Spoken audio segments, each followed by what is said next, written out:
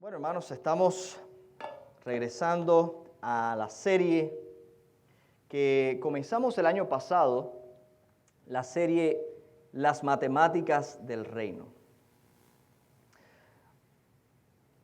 Y vamos a continuar esta serie bajo el título Totalidad.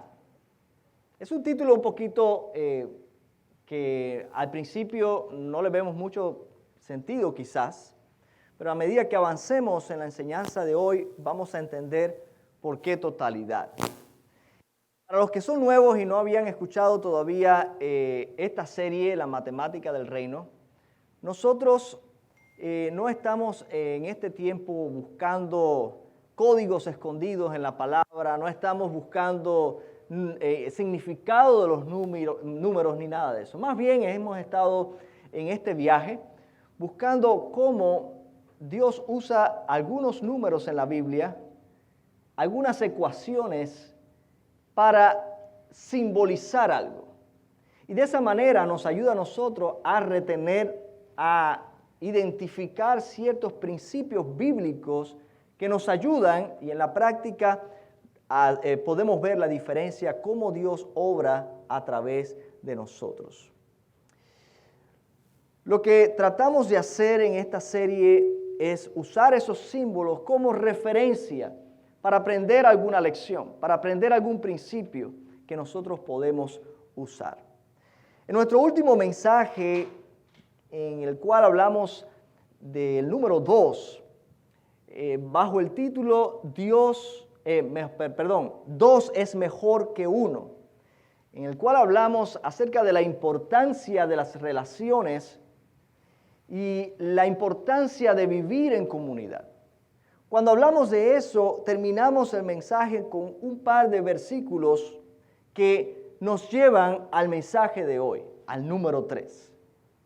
Por ejemplo, en Mateo capítulo 18, versículo 20, nos dice la palabra: porque donde están 2 o 3 congregados en su nombre, allí estoy yo en medio de ellos. Empieza en 2 porque 2 ya cuando comienzan 2 personas en un lugar ya es un grupo. 1 es un individuo. A partir de 2 es un grupo. Pero dice aquí donde estén 2 o 3 congregados en su nombre. Por supuesto pueden ser más. Pero el 3 da una idea de completo. 2 está bien, pero 3 es mucho mejor. 2 está bien, pero ya en 3 se ve un grupo mejor formado. Es a partir de 2 donde se empieza el grupo, pero el 3 da ese sentido más grande de comunidad.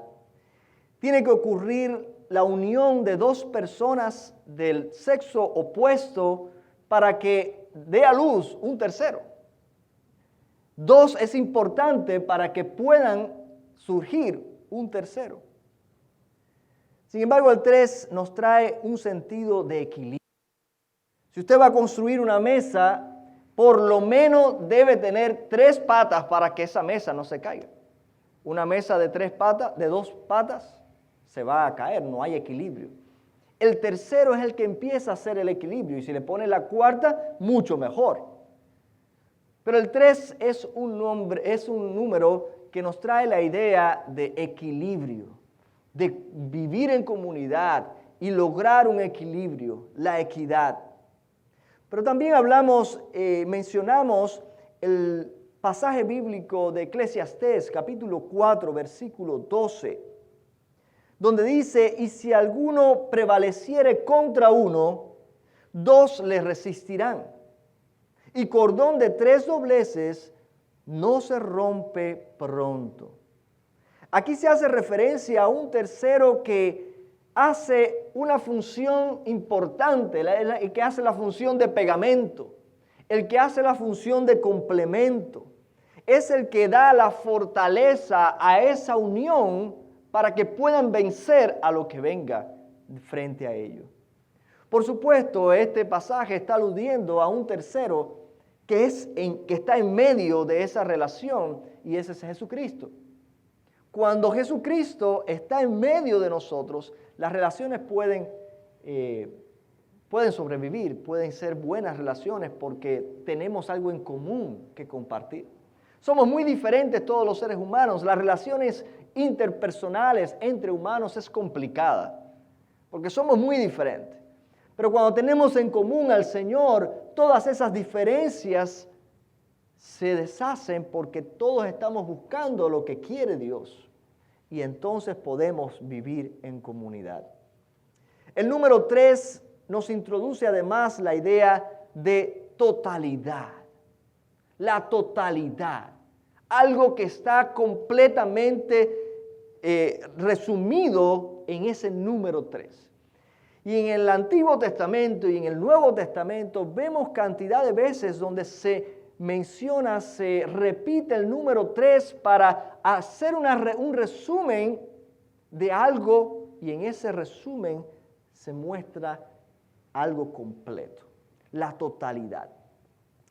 Vamos a tener un momento de oración para comenzar y ya darle forma a esta idea. Señor, te damos gracias por tu palabra, porque tú eres el que ha revelado tu palabra y has dado sabiduría para explicarla, exponerla. Queremos pedirte que al salir de hoy de aquí podamos captar el mensaje, aprender el principio, poner en práctica, Señor, tu palabra y ver frutos de una vida que vive devota a ti. Guíanos, Señor, y prepara nuestros sentidos para que tu palabra cumpla el propósito por el cual tú la estás enviando. En el nombre de Jesús. Amén. Primero que todo vamos a ver cómo el número 3 habla acerca de la totalidad de Dios.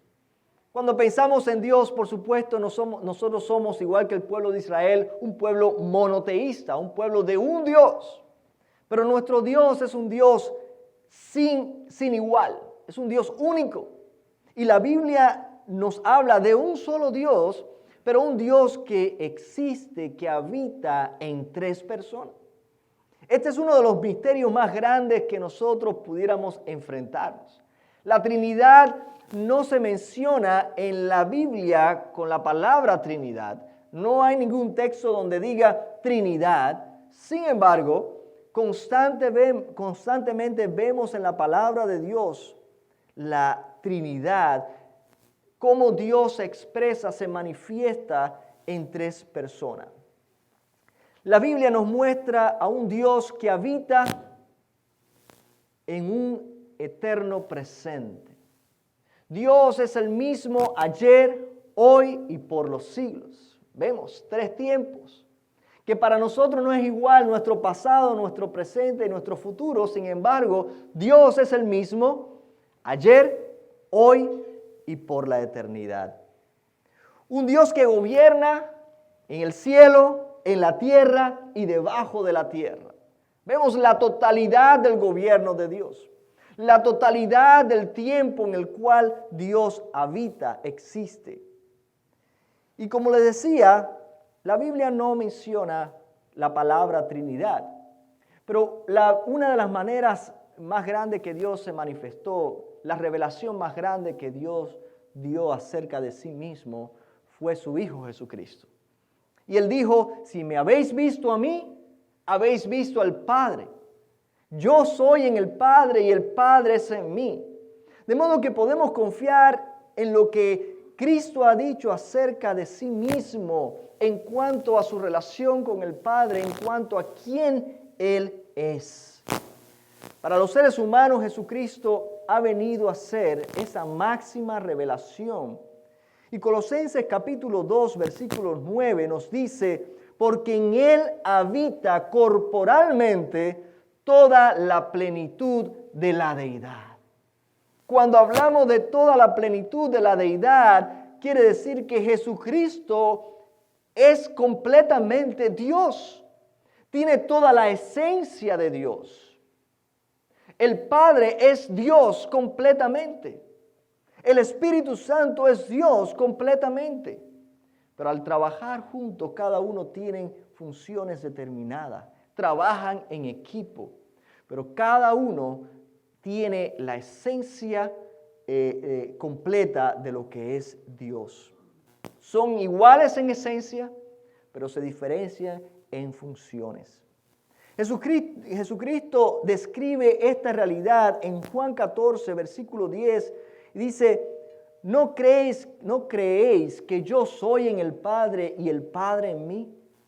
Las palabras que yo os hablo, no las hablo por mi propia cuenta, sino que el Padre que mora en mí, Él hace las obras. Es interesante, el Padre mora en mí y yo moro en el Padre. Es decir, que en Jesucristo está la plenitud de la deidad. Algo peculiar de Jesucristo cuando estuvo aquí en la tierra era que era 100% Dios, pero también era 100% hombre. No mitad y mitad, era 100% Dios y 100% hombre.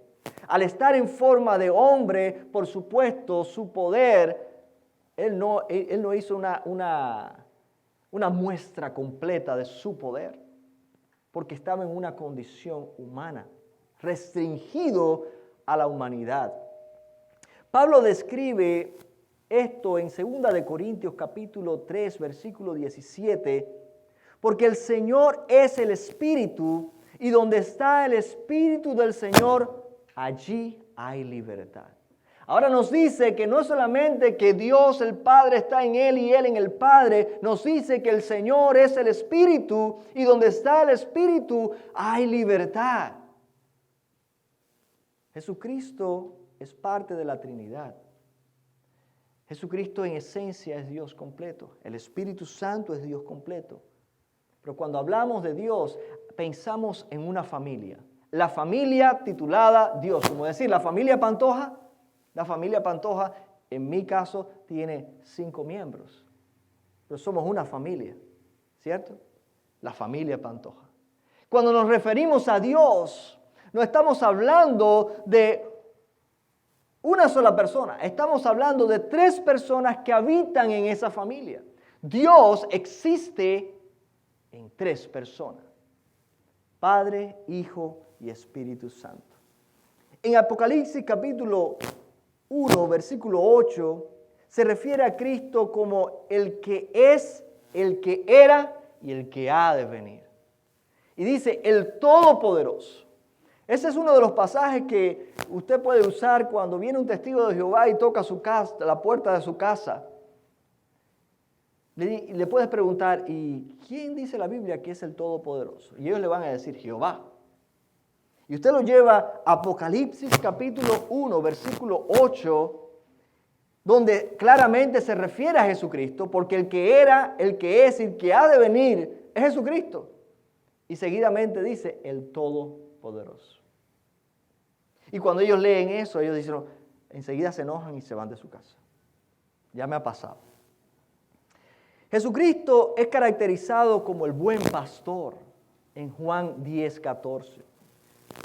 Es caracterizado como el gran pastor en Hebreos 3, 13, 20. Y después más adelante, Pedro en su primera carta, el capítulo 5, versículo 4, dice que Él es el príncipe de los pastores. Entonces estamos hablando del buen pastor, estamos hablando del gran pastor después de la resurrección, y después estamos hablando del príncipe de los pastores. Así caracteriza a Jesucristo. Qué lindo pensar que Dios en su totalidad estuvo involucrado en la salvación, en el proyecto para salvar a la humanidad.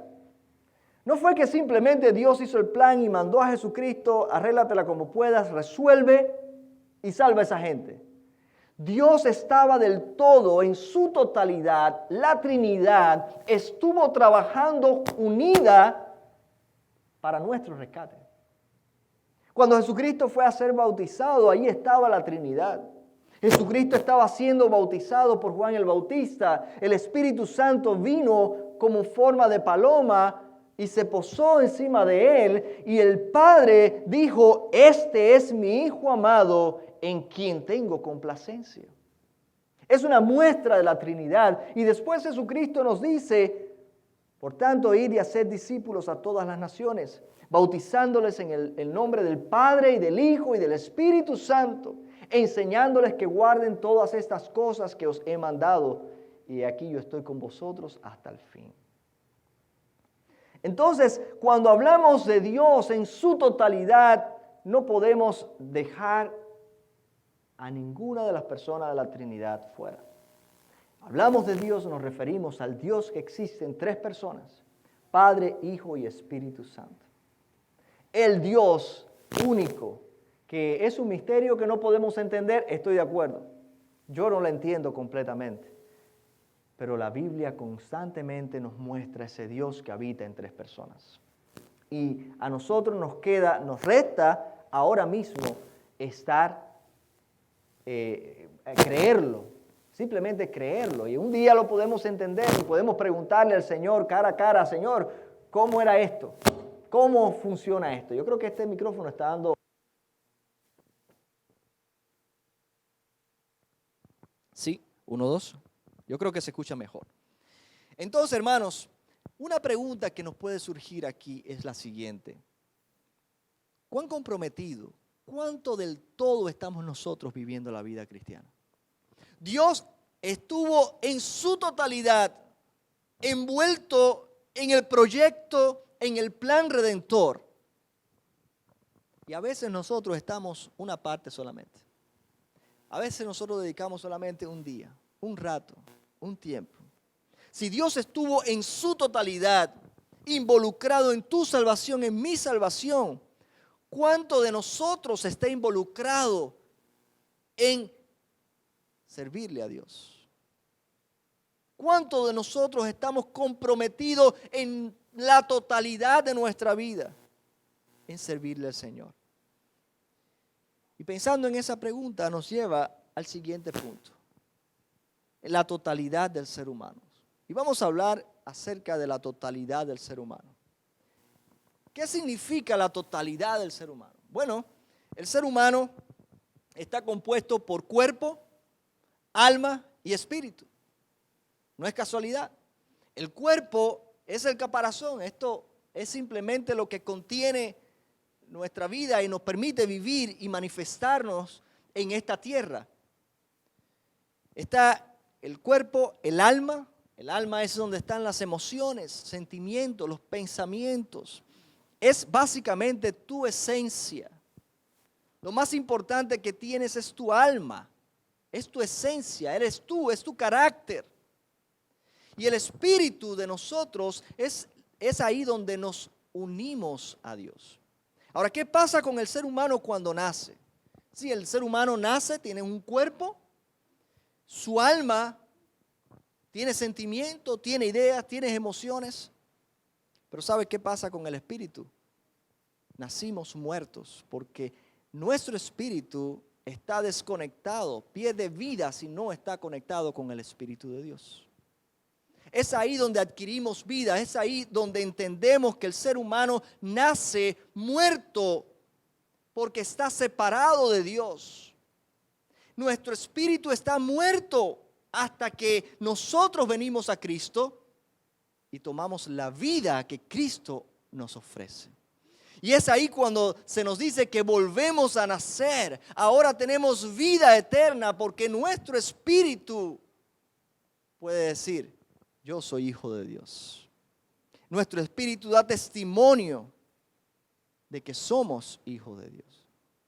Su espíritu da testimonio a nuestro espíritu de que somos hijos de Dios. En Génesis capítulo 6, versículo 5, dice: y vio Jehová que la maldad de los hombres era mucha en la tierra, y que todo designio de los pensamientos del corazón de ellos era de continuo solamente al mal. En Génesis 6 ya Dios declara esto. Al comienzo de la creación, todos los designios de nuestro corazón, nuestra mente, en nuestra totalidad, era de continuo al mal. ¿Por qué? Porque nuestro espíritu estaba muerto. Porque Dios declaró a Eva y a Adán: de cierto moriréis. Y nosotros leemos y vemos que siguen viviendo. De hecho, vivieron un montón de años. ¿Qué pasó? No murieron. Sí, espiritualmente murieron en aquel entonces.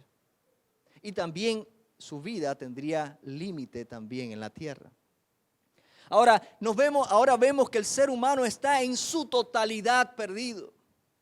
Nuestro cuerpo envejece. Nuestra alma se cansa, hay sufrimiento, hay dolor. Todo eso es consecuencia del pecado y es consecuencia de que estábamos muertos en nuestros delitos y pecados antes de conocer a Cristo. Porque de dentro del corazón de los hombres salen los malos pensamientos, los adulterios y las fornicaciones y los homicidios. Es el corazón y lo expresamos con nuestras manos, con nuestro cuerpo. Todo lo que hay en nuestro corazón sale de alguna manera.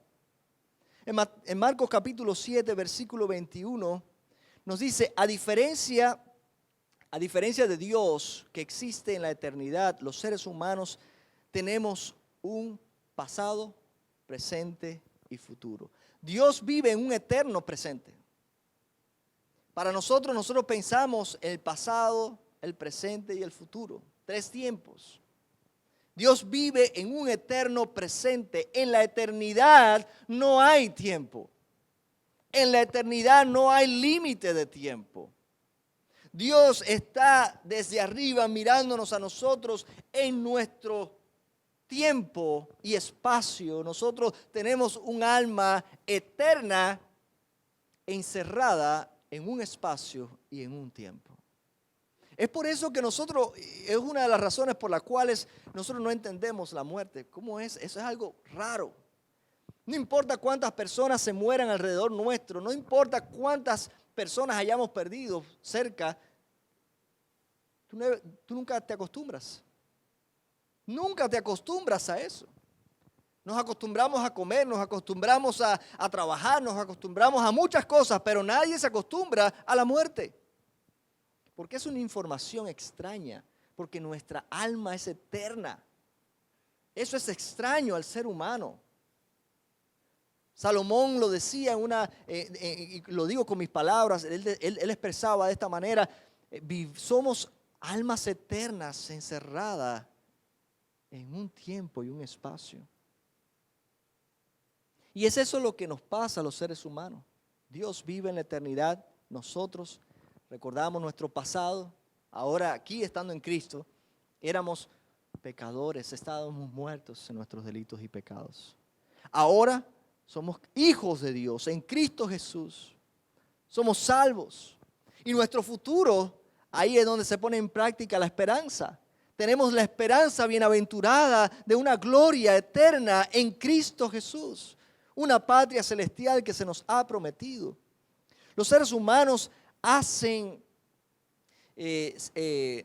esclavos del pecado. Y cuando hablamos esclavos es en su totalidad. Somos totalmente esclavos desde el momento que nacimos y llevamos a este mundo, nacimos en pecado.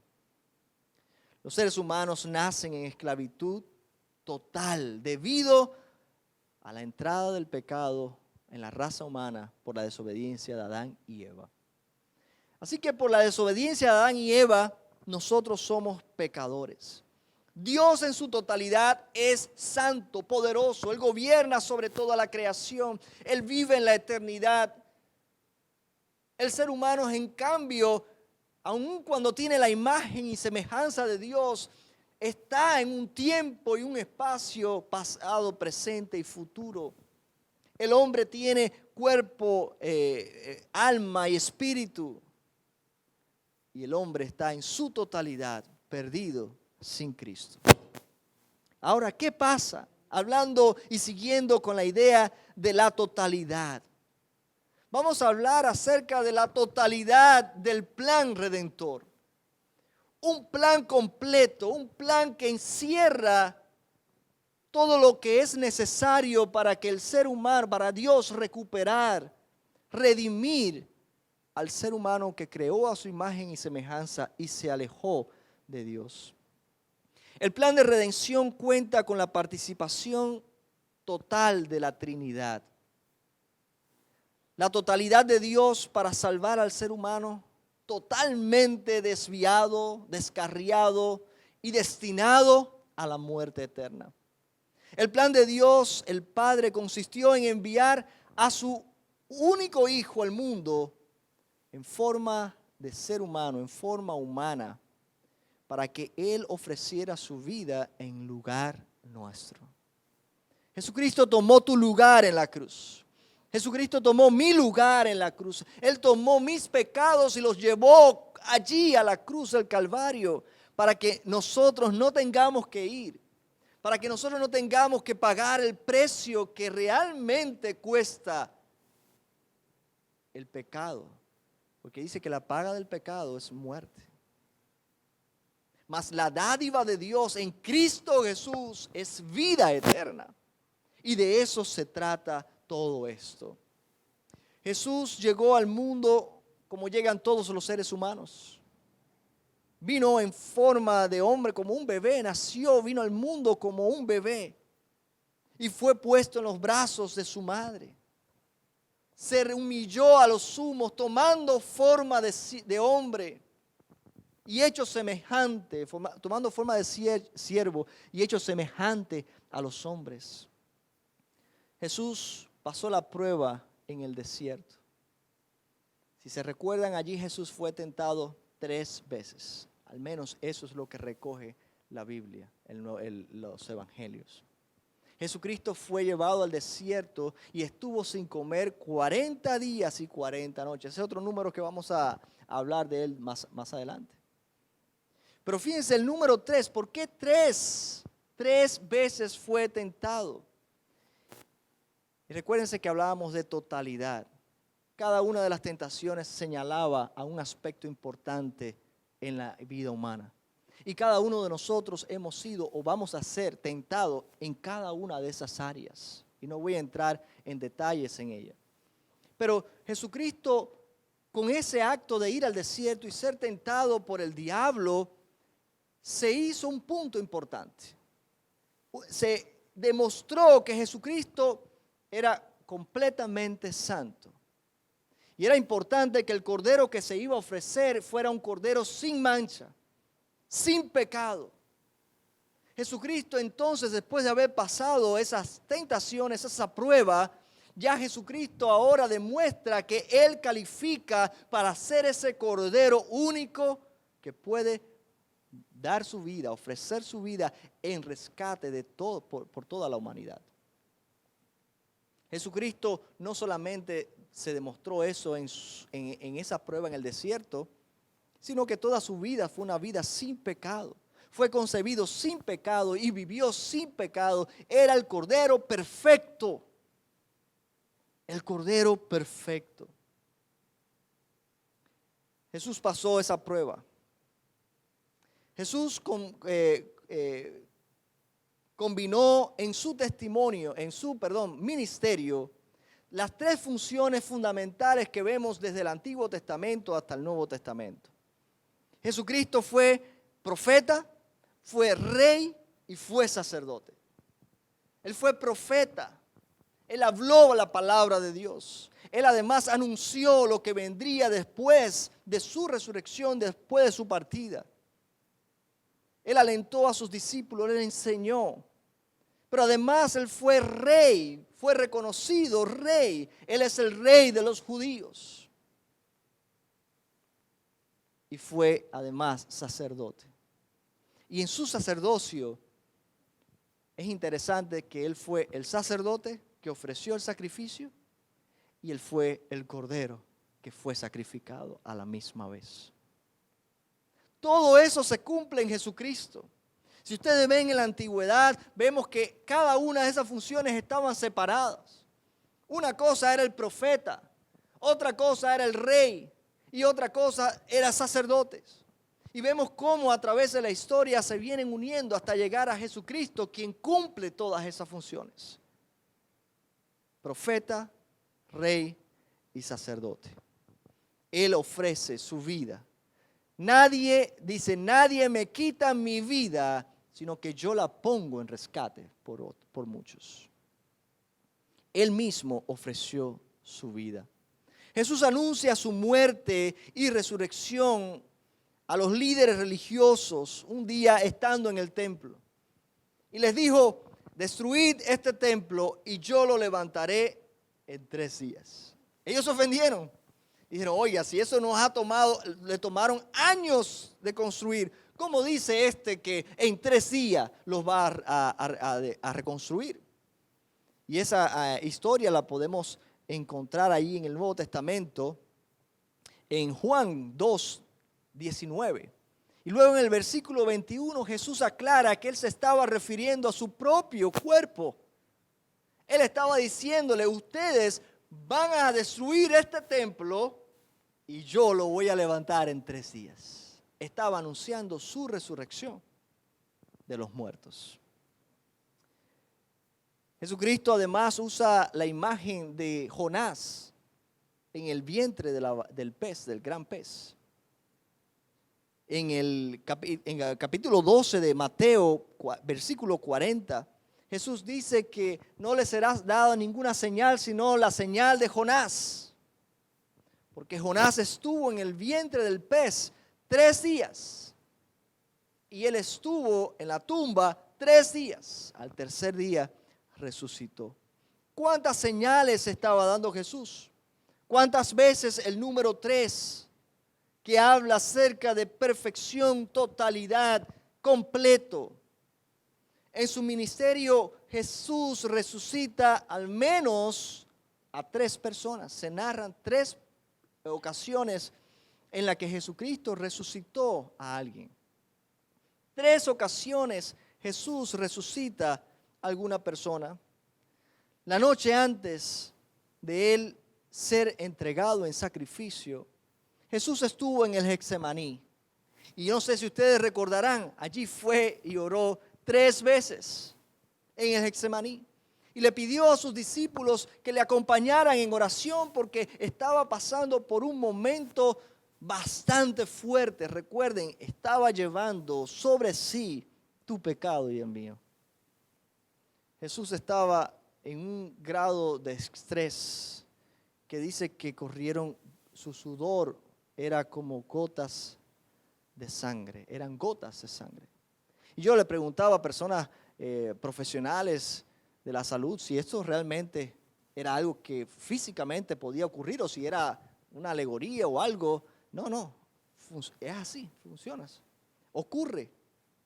Era tanto el estrés que estaba experimentando Jesús, tanta la carga, que su sudor era en forma de sangre, era sangre lo que estaba sudando. Allí Él oró 3 veces, fue 3 ocasiones y sus discípulos siempre se quedaban dormidos.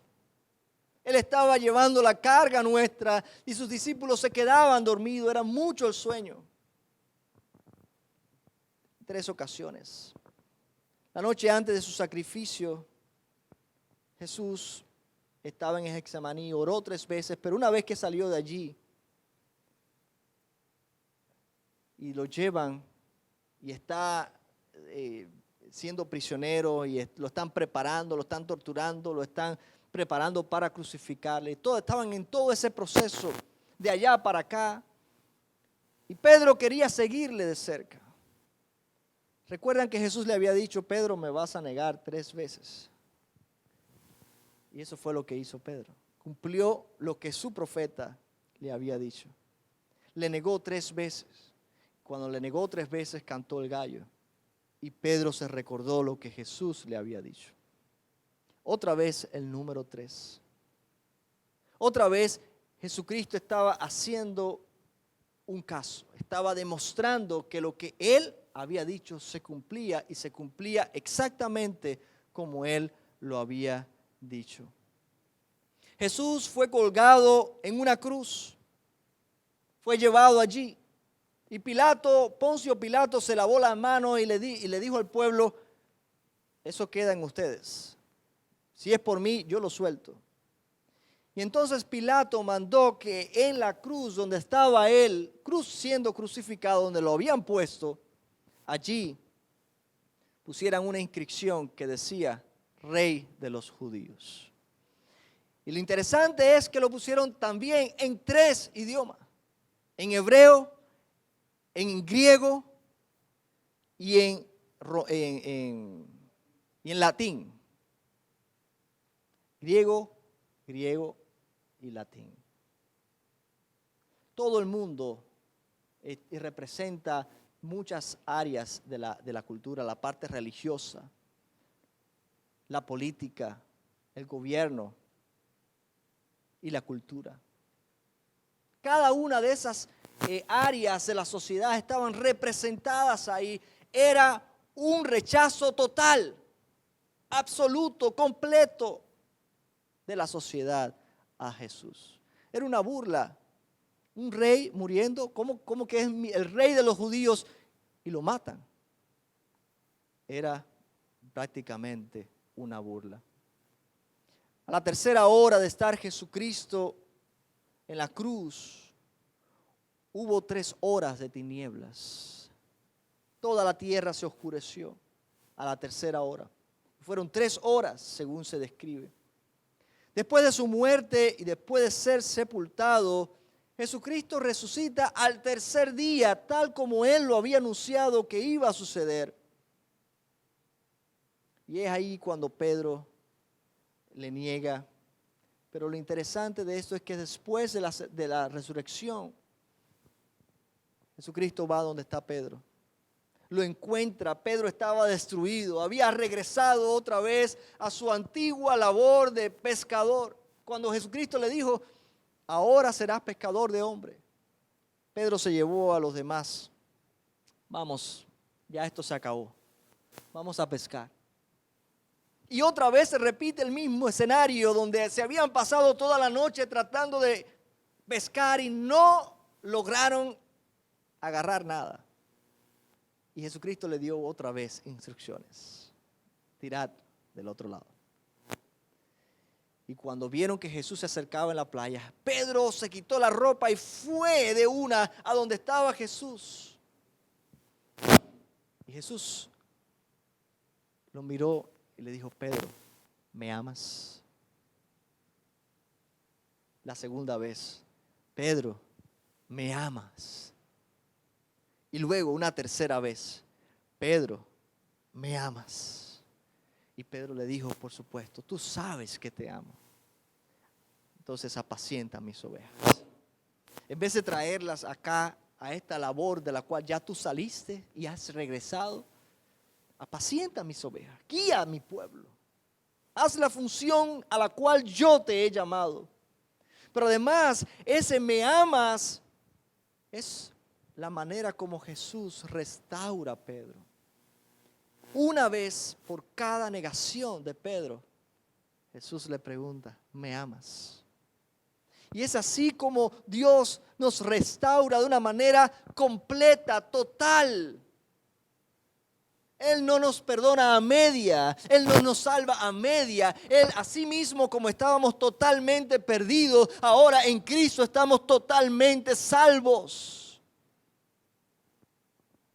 Y el número 3 debe recordarnos constantemente que lo que Dios hace, lo hace completo. No falta nada. Dios está completamente interesado en tu completa salvación, aun cuando tú estabas completamente perdido en tus delitos y pecados. El número 3 es el número de la confirmación. Casi siempre se recuerdan la historia de cuando Dios llamó a Samuel en el templo. Samuel estaba durmiendo. Su madre lo había consagrado, lo había llevado allí. Y una noche, mientras él dormía, escuchó la voz, Samuel. Y él iba donde estaba el profeta Elí. ¿Tú me llamaste? No, no te he llamado. Vuelve a tu cama. Samuel, ¿tú me llamaste? No, vuelve a tu cama. Y ya la segunda vez Samuel dice, si vuelves a escuchar esa voz, dile, heme aquí. Tu siervo, ¿cómo decía? Tu siervo escucha. Heme aquí, tu siervo escucha. ¿Verdad?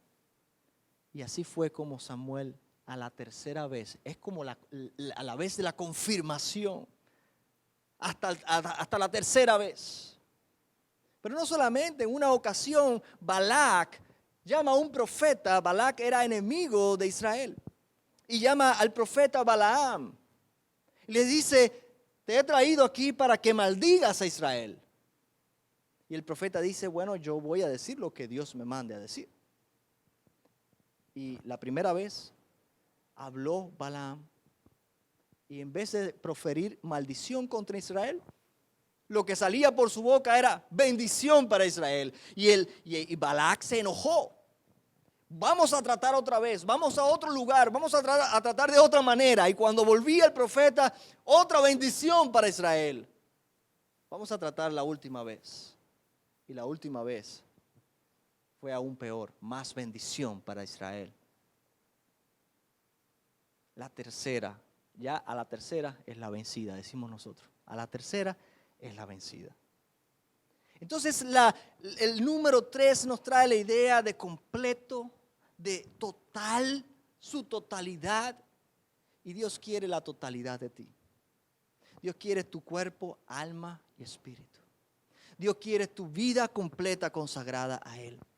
Dios quiere, ya el pasado ya quedó, pero Dios quiere tu presente completo y el futuro tuyo completo. Y aún el pasado estaba en las manos de Dios. Él tenía control de todo. Hermanos, tenemos que entender que la vida cristiana no es a media. No es un compromiso a media. El Dios Trino estaba completamente, en su totalidad, involucrado en el proyecto de nuestra salvación. En conclusión, podemos ver cómo Dios en su totalidad creó y ejecutó el plan para redimir al ser humano que estaba esclavizado en su totalidad por el pecado y estaba destinado a la muerte eterna. Y una vez que resucita, Jesús va al encuentro de Pedro y lo restaura. Así, de esa manera, Dios viene a nuestro encuentro. Y esas palabras que fueron dirigidas a Pedro también son dirigidas a ti y a mí hoy. Me amas. Me amas. Porque si me amas, tiene que haber consecuencias de ese amor. Si me amas, tiene que haber acción. Si me amas, tiene que verse eso reflejado en tu día a día. No podemos ser cristianos viviendo una dualidad. Soy cristiano en la iglesia y afuera en los otros días de la semana, mi vida secular. Dios quiere estar en su totalidad involucrado en tu día a día, en cada aspecto de tu vida, en tu familia, en tu economía, en tu trabajo, en tu vecindario, en las relaciones, en cada área de tu vida. Él quiere estar y quiere intervenir para bendecirte. Así que, hermanos, de igual manera, cuando venimos a Jesús con fe en su perfecta redención que Él ha obrado para nosotros, así como Balaam profirió bendición para Israel, Jesús nos dice a nosotros: tú eres mi hijo amado. Así como lo dijo el Padre de Él: tú eres mi hijo. Yo espero que esos sean fuegos artificiales, no se preocupen. Si no, ya estamos muertos. No, son fuegos artificiales. Hermanos, compromiso total. Así que cuando recuerdes el número 3, a partir de hoy, por lo menos nos trae una idea. Dios, el Dios Trino, Padre, Hijo y Espíritu Santo. Dios completamente santo. De hecho, dice, los ángeles cantan: santo, santo, santo. 3 veces santo significa que es un Dios único, completamente, absolutamente santo. Es confirmado, es un hecho. Y el Dios Trino, el Dios 3 veces santo, ha salvado a aquel que estaba muerto en cuerpo, alma y espíritu. Y nos ha dado vida eterna, para que ahora nuestra vida esté completamente, en su totalidad, sumisa a Cristo, sometida a Él.